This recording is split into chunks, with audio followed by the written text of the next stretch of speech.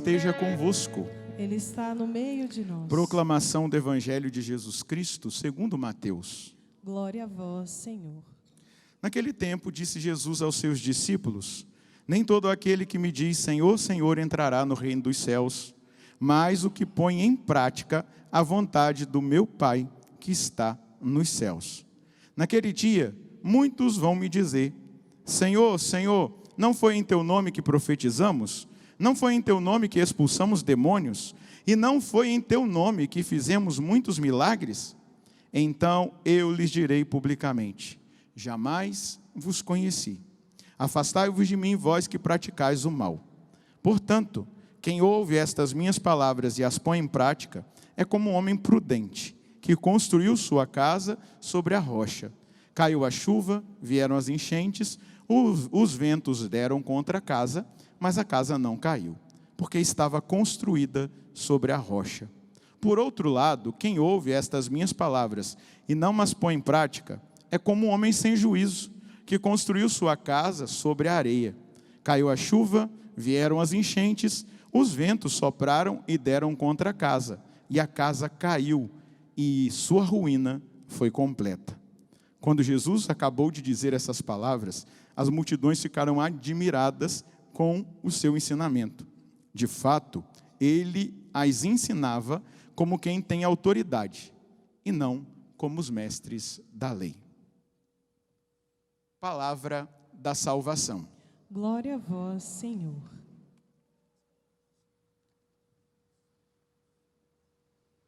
Que as palavras do Santo Evangelho perdoem os nossos pecados. Amém. Meus irmãos, minhas irmãs, nós somos convidados nesse tempo comum que nós estamos vivendo. Nós estamos na 12ª semana do tempo comum. Quando nós retornamos, não é, ao tempo comum, nós pegamos o texto de São Mateus, né, a continuidade daquilo que já estava sendo lido, meditado no Evangelho de São Mateus, e a gente, a partir de então, começou a vislumbrar o Evangelho que vai narrar para nós o Sermão da Montanha. Ou seja, Jesus está ensinando os seus discípulos, o discipulado, como ser discípulo dele. E isso é muito importante na nossa realidade de fé, na nossa caminhada. Por quê? Porque nós também, pela graça do batismo, somos discípulos. Fazemos a experiência do discipulado. E se somos batizados, se somos chamados a ser discípulos, nós precisamos estar atentos àquilo que o Senhor ensina, especialmente no Sermão da Montanha, quando ele para ali, e ali, naquele momento onde ele está ensinando, é dito que ele está trazendo a nova lei. É como Moisés, que estava no monte Sinai e desceu do monte e apresentou para o povo a lei impressa, escrita pelo dedo de Deus naquelas pedras, naquelas tábuas da lei. Então, nós devemos dar toda a atenção para esse texto, não somente todo o Evangelho, toda a palavra de Deus, mas é importante que nós nos fixemos especialmente no Sermão da Montanha. Mas veja bem, na primeira leitura, quando nós vamos ver aqui a realidade de Sarai e de Abrão, né? O nome deles ainda não tinha sido mudado para Sara e Abraão, ainda era Sarai e Abrão, eles tinham recebido de Deus uma promessa. E a promessa que tinha sido feita a Abraão, ou Abrão, ainda aqui, não é? Foi quando Deus mandou ele olhar para as estrelas do céu e contá-las, se ele fosse capaz. E também para a areia do mar e contá-las, se ele fosse capaz. E a promessa de Deus veio a partir daí, dizendo: eu te darei uma descendência tão numerosa quanto as estrelas do céu e as areias do mar. Por quê? Abrão foi dizer para Deus: olha, eu já estou idoso e não tenho descendente, então vai ser um parente meu. E aí Deus fala para ele: não, eu vou te dar um descendente.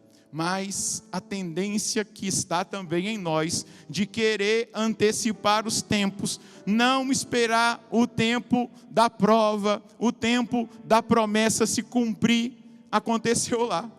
Sarai, não é? vai chamar Abraão e vai dizer: olha, como eu não te dei um filho, você pode se deitar com a minha escrava para me dar um filho. Quando a gente ouve isso, a gente acha estranho, né? Para nós.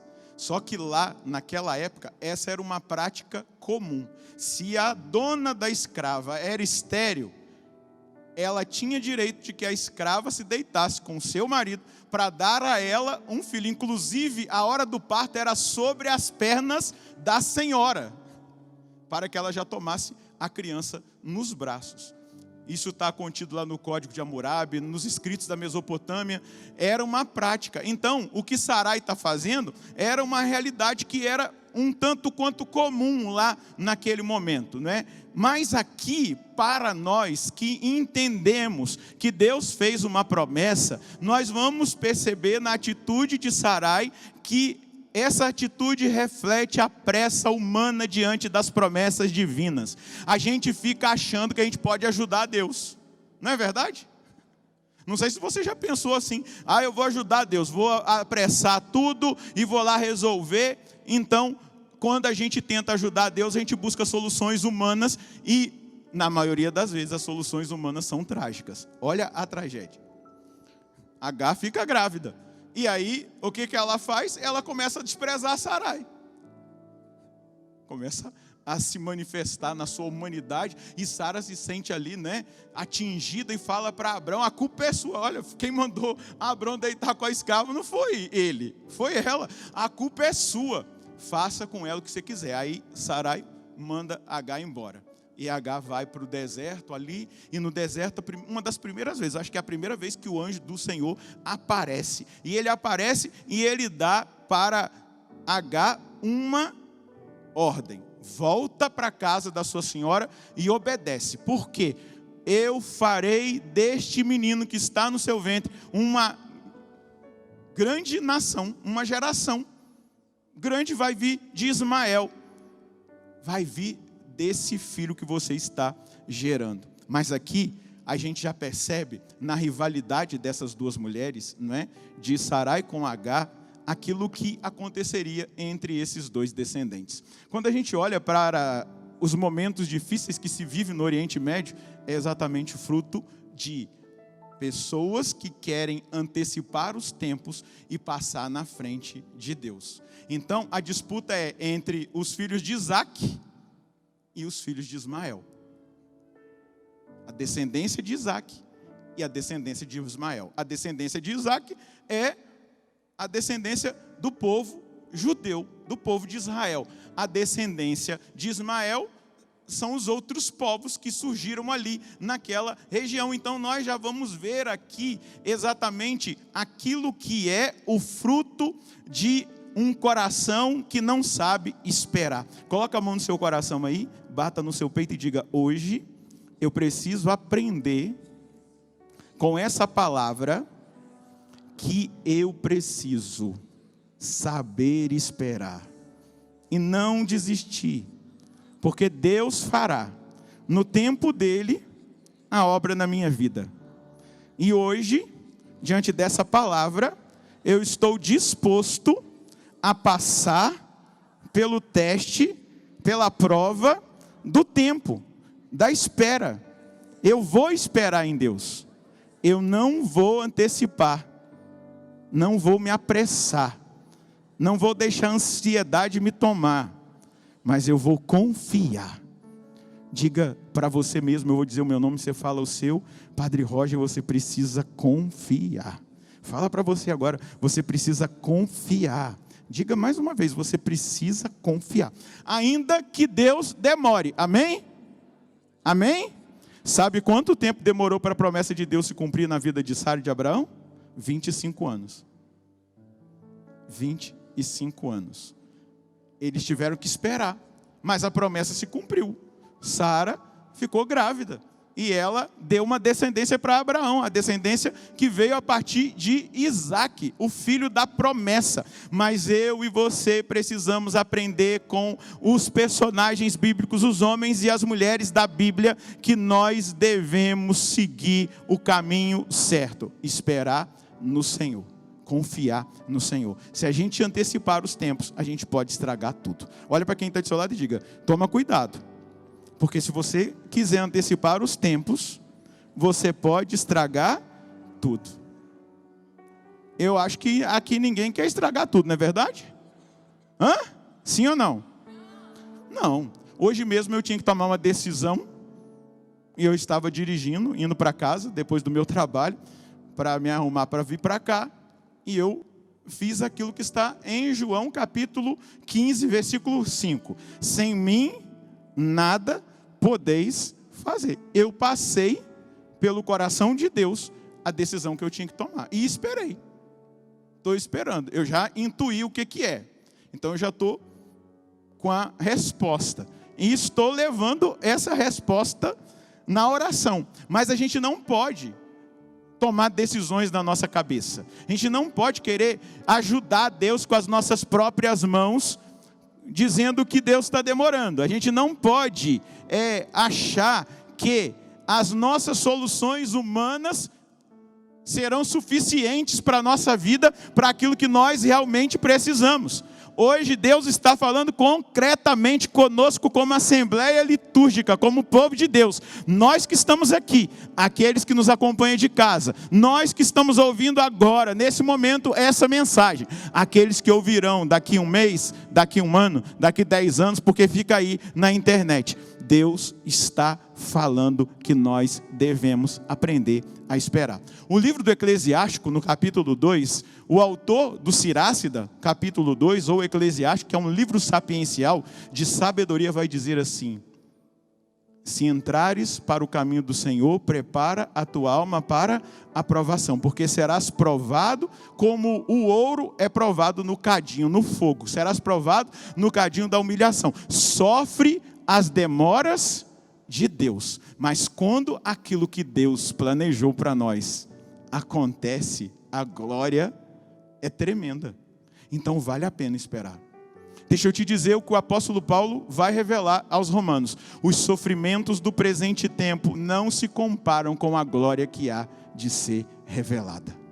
Segura na mão de quem está do seu lado e diga: Deus, eu te peço que esse meu irmão saiba esperar, saiba passar pelo teste do tempo, pela prova do tempo, que ele não coloque a carroça na frente dos bois, mas que ele saiba esperar o seu tempo, porque o seu tempo não é o nosso tempo, o seu tempo não é o nosso tempo, mas o seu tempo é o melhor que o Senhor tem para nós. Balança a mão desse irmão e diga: Deus, que esse meu irmão, ao sair dessa igreja hoje, ele saia com a decisão, ele vai esperar até que a sua promessa se cumpra. Balança a mão dele: até que a resposta da oração venha.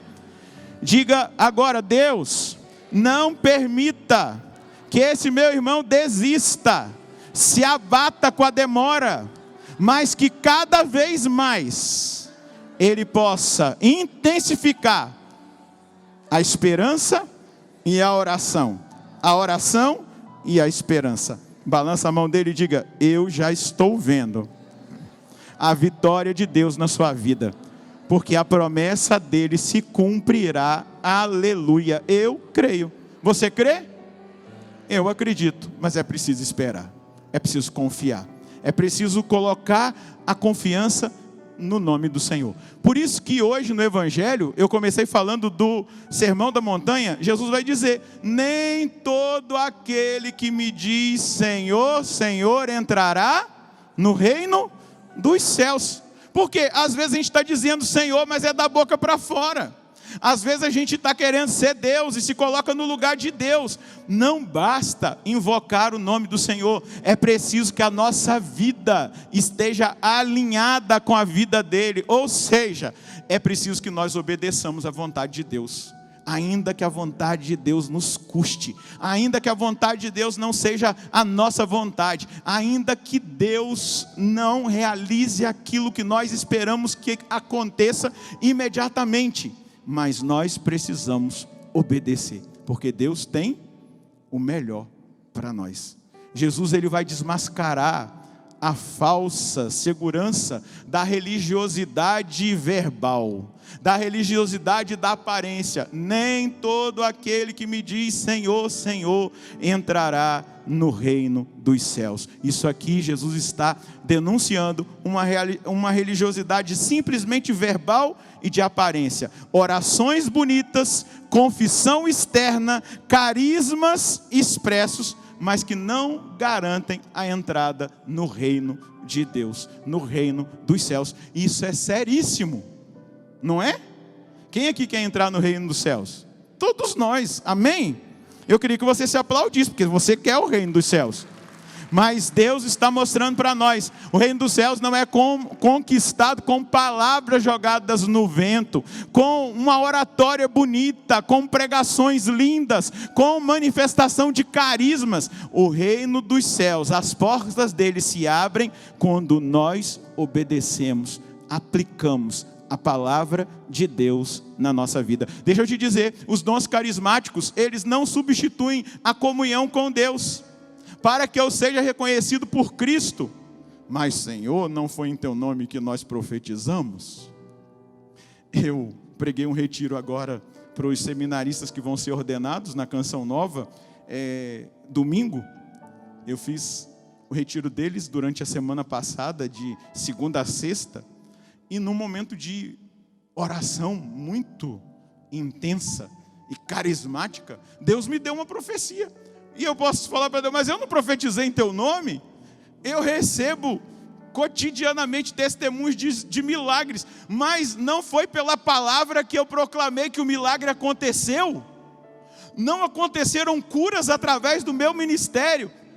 Carismas não substituem comunhão com Deus, intimidade com Deus, relacionamento com Deus. Mas padre, eu não te conheço, eu até fiz por meio de você, mas onde você está? Na verdade eu te desconheço. Eu desconheço você, porque você escolheu fazer o mal, você não escolheu fazer o bem, você não escolheu obedecer a palavra, você não escolheu viver a palavra, você escolheu fazer a sua vontade, você não construiu a sua casa sobre a rocha. E Jesus vai dizer, a ruína será completa sobre a vida daqueles que construírem a casa sobre a areia. Veja só, casa. Qual o simbolismo da casa aqui no texto? É o simbolismo da vida espiritual, da nossa existência humana, do nosso projeto existencial, onde nós temos construído a nossa vida, meus irmãos. O que a rocha simboliza? Simboliza a obediência à palavra de Cristo, a firmeza na prática da doutrina, na prática do ensinamento de Jesus. E a areia, o que ela simboliza? Inconstância, infidelidade, atitude de ouvir sem obedecer. Se ouve e nada acontece. Ouve-se e a vida não é transformada. E aqui, quando nós vemos a palavra grande foi a ruína, nós estamos olhando para uma realidade escatológica, quando essa queda total será definitiva. Mas eu quero dizer para você que veio aqui hoje, Deus quer que você edifique a sua casa sobre a rocha. Se até hoje a sua casa estava sendo edificada sobre a areia, essa é a chance que você tem que abraçar. A partir de agora eu vou edificar minha casa sobre a rocha. Eu vou mudar tudo. A minha vida vai ser pautada pela palavra e pelo ensinamento de nosso Senhor. Eu vou me esforçar para colocar em prática o ensinamento de nosso Senhor. O bonito, meu irmão, minha irmã, é que nós vamos aprender com os santos esse caminho da santidade. São José Maria Escrivá, ele vai nos ensinar que a santidade, a vocação cristã, ela é uma vocação à santidade. E ela é uma realidade única, sem divisões. São José Maria Escrivá, ele vai dizer que é uma só a alma, um só o corpo e uma só missão. Então tudo está unido. Eu não tenho como viver uma esquizofrenia espiritual. Aqui está tudo beleza, eu rezo. Lá fora eu vivo como outra pessoa. Espera aí. Tem duas personalidades, tem duas... Espera aí. nós temos que entender que nós devemos viver esta comunhão interior. Não pode haver vida dupla. Se nós queremos ser cristãos autênticos, nós não podemos aceitar essa atitude esquizofrênica, espiritual. Dois comportamentos, um dentro da igreja e outro lá fora. A gente pode até traduzir numa linguagem moderna. Sabe qual é a linguagem moderna? Ateísmo prático. A pessoa diz que crê, mas ela vive como se Deus não existisse. É essa atitude que José Maria Escrivá, né? São José Maria vai dizer. Não pode haver vida dupla. E aí, a gente vai aprender que a santidade, ela se esconde nas situações mais comuns do nosso dia a dia. Você vai aprender a reconhecer elementos lá no seu trabalho que vão te santificar. Todos os dias, quando eu vou para o meu trabalho, eu falo: Deus, hoje isso vai me dar algumas oportunidades para eu me santificar. Sejam elas dificuldades, sejam elas situações exigentes, sejam elas decisões difíceis, sejam elas realidades que a gente vai passando no dia a dia. Ah, você é dona de casa. Nessa situação que você vive de cuidar da sua casa, de cuidar dos seus filhos, de cuidar da comida, da roupa, Deus te dá elementos suficientes para você ser santo ali. Porque a santidade está escondida nas situações mais comuns. Essa é a obra linda do ensinamento de São José Maria. Não é? Ali há algo de divino, ali há algo que toca cada um de nós, e nós devemos descobrir o que Deus quer mostrar para a gente ali no nosso trabalho, ali na nossa vida no cotidiano, na nossa vida social, lá no nosso trabalho, lá na nossa casa. Ele tem elementos escondidos ali para que a gente se santifique. O que é o caminho de santidade? É o caminho do amar a Deus nos detalhes cotidianos. Nos detalhes cotidianos, nas coisas mais ordinárias, fazendo dessas realidades ordinárias extraordinárias, fazendo cada coisa bem feita, com amor, com entrega. Então, eu como sacerdote, quando eu vou atender uma pessoa, eu não vou atender aquela pessoa como que aquele atendimento seja um peso para mim, está me tomando o meu tempo. Não, eu vou atender com amor, com entrega e fazendo bem feito aquilo que eu tenho que fazer. Então, quem fica morgando aí no trabalho, está perdendo a oportunidade de ser santo. Quem fica dando balão no patrão, está perdendo a oportunidade de ser santo, de fazer bem o que te é confiado, de fazer com amor, de fazer de forma sobrenatural. Ah, mas o meu salário, ó. Mas o seu céu, ó. Quando você faz com amor, por causa de Deus. O segredo da santidade é fazer tudo com amor, bem feito, dando o nosso melhor. Dando o nosso melhor naquilo que acontece no nosso dia a dia. Dando o nosso melhor, o melhor de nós, não é? Ali, realizando com amor a mais intranscendente das ações diárias. Os meus irmãos que estão aqui na câmera, se estão fazendo com amor, vão sair daqui mais santos. Os meus irmãos que estão servindo no Ministério de Música, que estão fazendo com amor, vão sair daqui mais santos. Os meus irmãos que estão lá embaixo, na edição, se estão fazendo com amor, vão sair daqui mais santos. Os acólitos aqui, se estão fazendo com amor ao santo altar, vão sair daqui mais santos. Daí os ministros da Eucaristia, eu posso aqui dizer cada um dos ofícios. Se a gente faz com amor, já era. Nós estamos entrando na transcendência, sobrenaturalizando o natural, vivendo o sobrenatural naquilo que é mais ordinário e cotidiano no nosso dia a dia. Ah, eu vou para a academia malhar. Vai de forma sobrenatural. Estou cuidando do meu corpo, Deus, mas eu quero que a minha alma seja tão forte como o meu corpo. Vou cuidar dela também. A gente vai sobrenaturalizando, não é? Eu vou fazer uma comida, vou dar o melhor de mim, para que quem comer aquela comida sinta que tinha amor. Não era sazon, era amor. Não é? Segura na mão de quem está do seu lado e fala para esse irmão: meu irmão, hoje o Senhor está dizendo para mim e para você que nós temos muitas oportunidades para viver a comunhão com Deus, a intimidade com Ele e, consequentemente, a santidade. Hoje, nós vamos aprender a sair de uma religiosidade verbal, somente exterior, para entrar naquela que é a verdadeira religião, a que transforma o coração e nos faz transformar o ambiente onde nós estamos. Balança a mão desse irmão, esse é o sonho de Deus para você.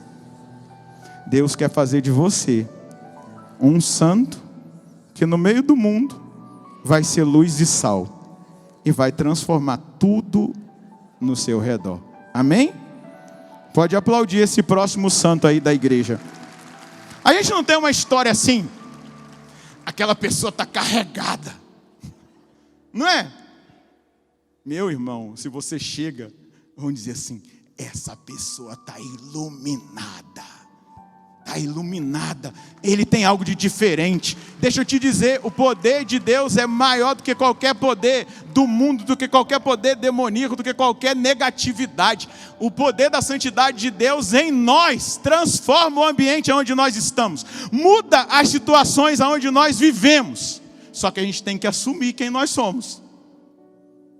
Esses dias eu fui num lugar, a pessoa falou assim, entrou uma pessoa carregada aqui que a planta até morreu. Falou, vamos fazer a planta ressuscitar. Né? Vamos levar esse Deus para onde a gente vai. Todo dia eu falo com ele, eu estou saindo, mas não vou sozinho não, vai comigo, hein? Na verdade eu acordo de manhã, aprendi com o Padre Jonas, já falo assim, bom dia Espírito Santo, o que nós vamos fazer junto hoje? Então não faço nada sem o Senhor. Tudo que eu vou fazer, mãozinha dada, nós vamos junto, é nós. É desse jeito que a gente vai colher os bons frutos da nossa religião.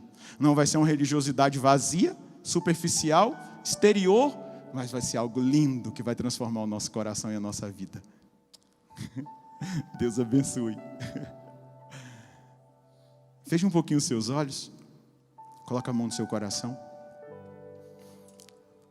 Deixa que se assente agora no seu interior cada uma das palavras. Elas não podem passar hoje despercebido. Hoje você está entendendo que a sua vida, a sua casa tem que estar edificada na rocha. Ouvir, aplicar, viver, colocar em prática a vontade do meu Pai que está no céu. Vai vir a tempestade? Vai. Virão as enxurradas? Virão. Virão momentos difíceis? Sim. Mas nós estamos edificados na rocha. Nós estamos em Cristo. Nós somos nova criatura. Ele nos ama e Ele está conosco. Aonde eu vou, eu chamo Ele para ir comigo. Eu convido que Ele vá comigo. E se Ele vai à minha frente, se Ele está atrás de mim, se Ele está do meu lado, se Ele está à minha direita, à minha esquerda, se Ele está comigo cotidianamente na minha oração, eu vou ver que todas as coisas serão renovadas e transformadas. Diga para ele agora, eu não quero andar sozinho, eu quero andar contigo. Eu não quero uma religiosidade superficial, de aparência exterior, de muitas palavras bonitas, mas de pouca vida transformada. Ah, Deus, eu quero sim experimentar essa graça, de esperar o cumprimento das suas promessas e aproveitar cada novo dia para vivê-lo de forma sobrenatural. Nos detalhes e mínimos detalhes, nas mínimas e pequenas coisas, eu quero viver o sobrenatural. Eu quero estar na sua presença. Amém. Louvado seja nosso Senhor Jesus Cristo.